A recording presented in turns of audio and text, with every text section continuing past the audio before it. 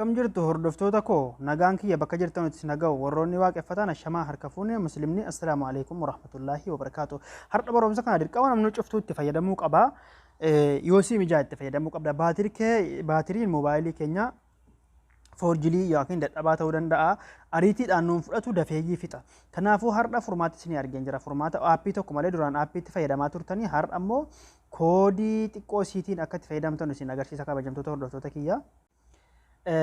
Kanarratti waan isin hubachuu qabdan kabajamtoota hordoftoota kiyya riyoon ni kijibaa riyoon yuutuub nuun guddifachuu fi maallaqa irraa argachuuf jedhee warri tiktok koomentii hedduu barreessatanii wanta akkanaa hin ta'u. Oromoo yuutuub yoo banachuu feetan yoo hin beekne fidaa isinii baneetan akkaawuntii iimeelii keessan orjinaal isinii bansiisee akka isin banattan isinitti meetan jalqaba irratti namni sabiskiraayib isiniif godhu ana wallaahi inaaffaan hin ta'u. Yoo an tiktok jala viidiyoo xiqqoo isiniif maxxanse dhayxanii yuutuub jalatti yoo daawwattanii rakkoo tokko qaba. Garuu hundarraa warri sheernaa godhaattanu hedduu galatooma. Har'aa gara barumsaatti isin dabarsa inaaffaan akkanaan ta'u. Yuutuub keessan banadhaa liinkiin atti ergaa kan jalqaba sabiskiraayib isiniif godhu ana riyoodha. Wallaahi al'aziim hin ta'u inaaffaan akkana. Isiniin jecha har'a barumsa bakkuma cufatti argattanii baatirii keenya jabaa gochuudhaaf nafaana bu'a.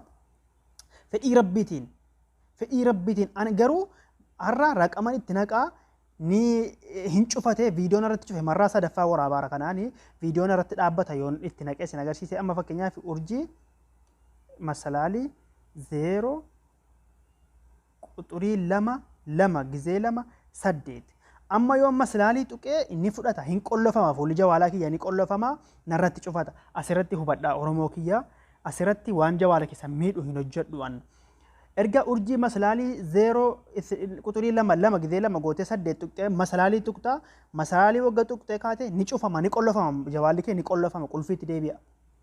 Switch tun ta'in qulfiitti deebi'a. Anamma yoon masalaalii fakkeenyaaf murabbaa kana argattanii masalaalii kana tuqee jawaalli kiyya ni qollofama viidiyoon irratti dhaabbata.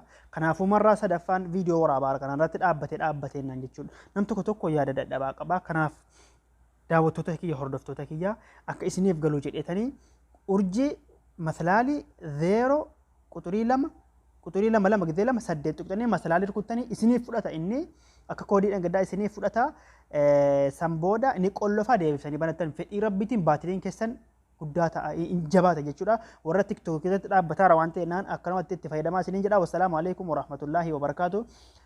Sheer godhaa viidiyoo keenya kana insha Allah hanga walitti deebinutti nagaan ta'a buleewwan kiyya.